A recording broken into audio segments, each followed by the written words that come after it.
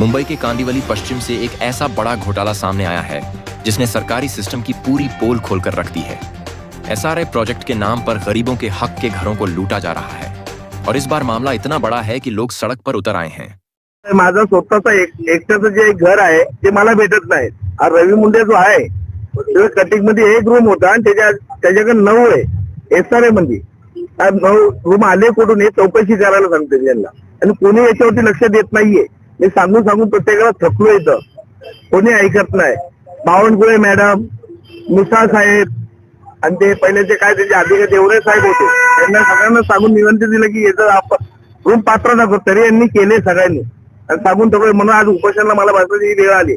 यांनी पोटं आपली भरायची आणि पोटं आमची उपाशी मारावं, मी इथं बसायचं हे कोणी शिकवलं यांना। कांदिवली पश्चिम के ओम साई एसआरए प्रोजेक्ट में बड़ा भ्रष्टाचार उजागर हुआ है। आरोप है कि एक ही परिवार को 9 फ्लैट अलॉट कर दिए गए, जबकि दूसरी तरफ असली हकदार लोग आज भी बेघर हैं। यही नहीं, पीड़ित परिवार के नाम पर फ्लैट का अलॉटमेंट लेटर जारी होने के बावजूद सरकारी अधिकारियों की मिलीभगत से वही फ्लैट दूसरों को बेच दिए गए। माझं स्वतःचं घर होतं इथं, माझ्या स्वतःच्या घरासाठी मी लढतोय। माझ्या आई वडिलांचं घर होतं त्याआधी लढतोय। मला बीएमसीने काय रूम दिला नाहीये, त्याने मी रूम भेटावं यासाठी मी आंदोलन करतोय, उपोषण करतोय। अलॉटमेंट लेटर जे आहे ते आमच्या नावावरती आहे आणि रवी मुंडे हा व्यक्ती आहे, तो गुंडा आहे पहिल्याचा। त्यांनी डुबले वडिलांना फसवून साईन केलेली आहे आणि ते कुणाला विकले ते आम्ही त्या नावावर रूम आहे ते आम्ही तिला ओळखतही नाही। असं आहे, माझं स्वतःचं एकट्याचं जे एक घर आहे ते मला भेटत नाही। आणि रवी मुंडे जो आहे तो कटिंग मध्ये एक रूम होता आणि त्याच्याकडे 9 आहे एसआरए मध्ये। 9 रूम आले कुठून हे चौकशी करायला सांगते त्यांना आणि कोणी याच्यावरती लक्ष देत नाहीये। मी सांगून प्रत्येकाला थकलो इथं, कोणी ऐकत नाही। बावनकुळे मॅडम, मिसाळ साहेब आणि ते पहिले ते काय त्याचे अधिकारी देवरे साहेब होते, त्यांना सगळ्यांना सांगून विनंती दिली की याचं आपण रूम पात्र नको, तरी यांनी केले सगळ्यांनी आणि सांगून ठेवलं। म्हणून आज उपोषणाला मला बसायची वेळ आली। यांनी पोटं आपली भरायची आणि पोटं आमची उपाशी मारावं, मी इथं बसायचं हे कोणी शिकवलं यांना।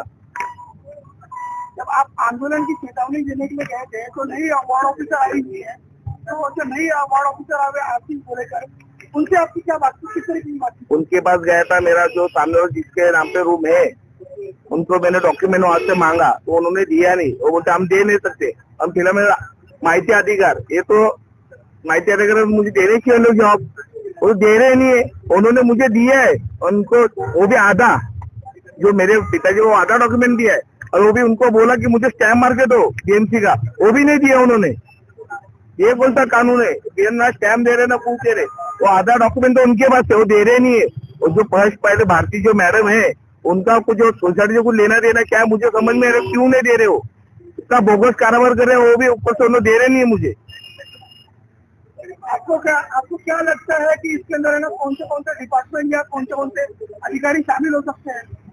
तो एक तो यहाँ बीएमसी में भारतीय करके फर्स्ट माले पे रहते और अपना कलेक्टर मिसाळ साहेब, बावनकुळे मैडम और देवरे साहेब, ये सब इनका सब हाथ है कि चौकसी होनी चाहिए। और जो रवि मुंडे है उसके बाद 8 रूम कहाँ से आए वो मुझे बताइए, और 18 करोड़ बिल्डर से लिया है, कैसा लिया, क्यों दिया, बिल्डर से क्या लेना देना है। और उसको प्राइवेट रूम में 45 माले में रूम है 3 BHK, वो क्यों बिल्डर ने उसको गिफ्ट दिया है, कौन सा कारण है। अरे हम तो एक ही हमने आप से मेहनत करे सब करे, एक ही रूम है, आज तक वो भी नहीं मिल पा रहा है। इनके पास बिना इसके घर वाले कोई काम धंधे पे नहीं है, एक भी मुझे पेमेंट स्लिप दिखाया रवि मुंडे ने उसके घर का, एक भी कोई काम धंधे पे नहीं है। तो इसके बाद यहाँ से कौन सा प्रॉपर्टी आया, किधर से आया, ये इंक्वायरी करो। उसके घर पे गाँव में जाओ, उसके बंगले फार्म हाउस है, 4-5 उसके गोडाउन है, और वो इंक्वायरी करा जाए उसके ऊपर। ना वो जगह मालिक है ना कौन है, उसके पास क्यों दिया गया इतना। 8-9 एसआरए का रूम खुद के पास, प्रॉपर्टी 45 माले पे रूम 3 BHK, 18 करोड़ का बिल्डर ने उसको दिया है, क्यों दिया उसको। जो 9 फ्लैट उनके लिए पास हुए हैं वो किनके नामों पर है? उनकी लड़की लड़का, 2 लड़की है, लड़का है उनके नाम पे, ड्राइवर के नाम पे, और उनके साली है, साली के लड़के के कुछ नाम पे, वो एक है। और कानून में बहुत कुछ और है उनके पास, बहुत प्रॉपर्टी इंक्वायरी निकालोगे तो पता चलेगा कि इनके पास प्रॉपर्टी आया कहाँ से। सबसे चौंकाने वाली बात यह है कि जिस फ्लैट पर कोर्ट में मामला चल रहा था और जिसे कोर्ट के आदेश से सील किया गया था, उस फ्लैट की सरकारी सील तक तोड़ दी गई और उसे भी बेच दिया गया। मेरा नाम चंद्रशेखर यादव है। और आपकी क्या हमारी समस्या, हमारी शिकायत ये है कि K47 रूम मेरे नाम से अलॉटमेंट हुआ था 2004 में। 2009 में कोर्ट मैटर चल रहा था और कोर्ट रिसीवर अपॉइंट हुआ था।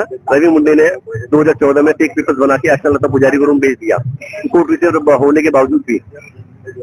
फिर आपने शिकायत किया लेकिन कोई कार्रवाई नहीं हो रही। बीएमसी नहीं कर रहा हूँ, पुलिस स्टेशन में भी किया, अभी तक कुछ कोई कार्रवाई नहीं हो रही। सिर्फ सुप्रिंटेंडेंट पुलिस ने इंक्वायरी का ऑर्डर पास किया अभी।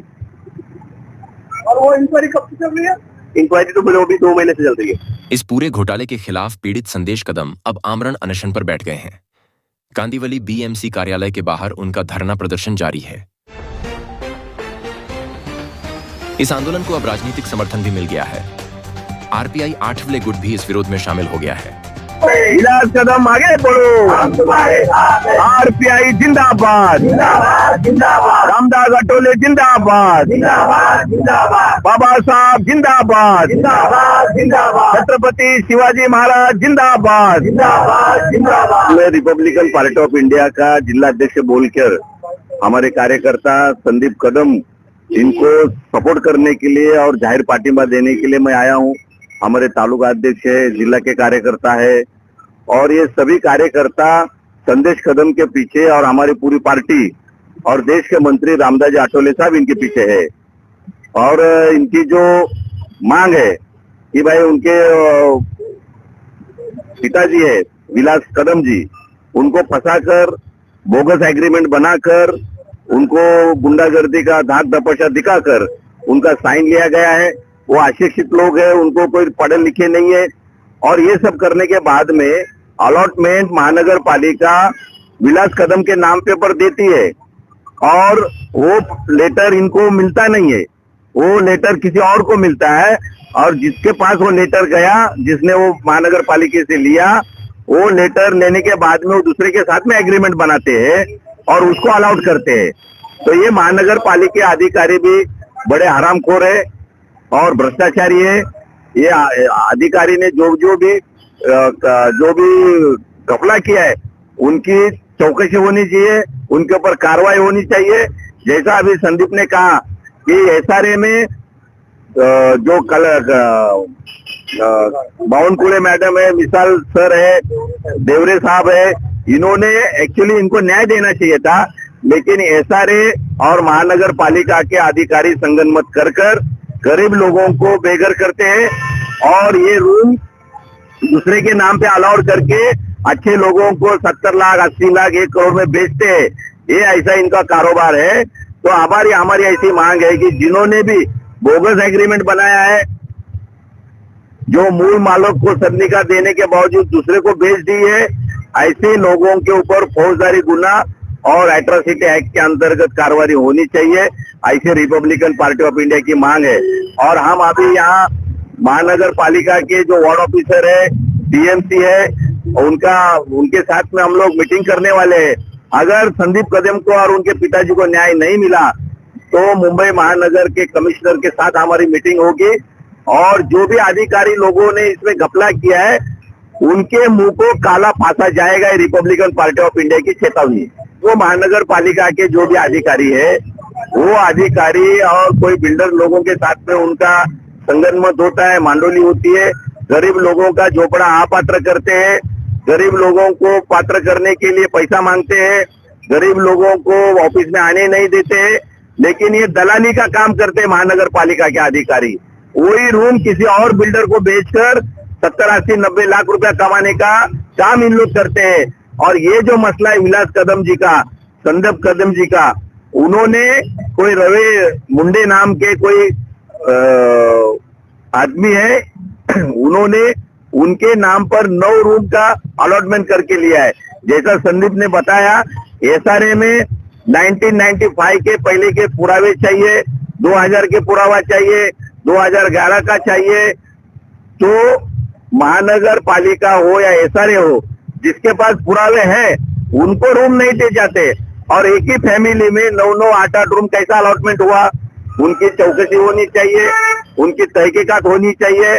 अगर महानगर पालिका के अधिकारी और एसआरए ने रवि मुंडे को अगर घपला करने में मदद की होगी तो जरूर एसआरए का अधिकारी और महानगर पालिका अधिकारी के ऊपर फौजदारी गुना दाखिल करेंगे और जितना भी बोगस काम हुआ है, फ्रॉड हुआ है, भ्रष्टाचार हुआ है, रवि मुंडे की जो भी सदनिका उन्होंने दी है वो महानगर पालिका और एसआरए ने ताबे में लेनी चाहिए और विलास कदम को घर देना चाहिए।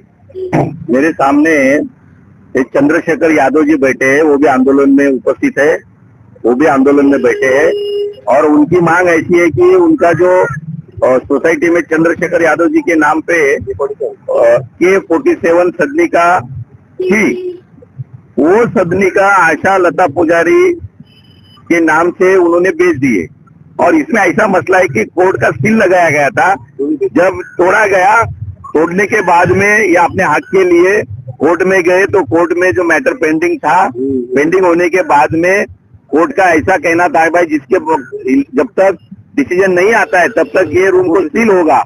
ऐसा मसला होने के बावजूद कोई रवि मुंडे नाम का आदमी है, उन्होंने जो सील लगाया था रूम को तोड़कर ये आशा लता पुजारी को बेच दिया है।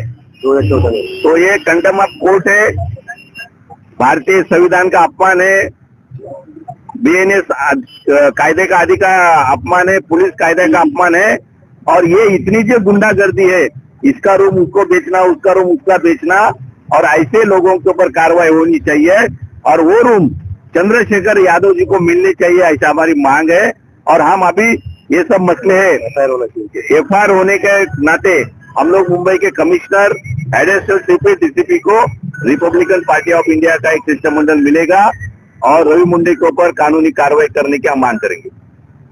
और दूसरी बात मैं आपको कहना चाहता हूँ, मुंबई के जो महानगर पालिका के कमिश्नर है, हमारी बहन महापौर रितु तावड़े जी है और महाराष्ट्र के मुख्यमंत्री सम्माननीय आदरणीय देवेंद्र फडणवीस साहब है, आठवले साहब है। मैं इनको नम्र निवेदन करता हूँ, ये मेरे पास पूरे फाइल है, पुरावा है और ओम साई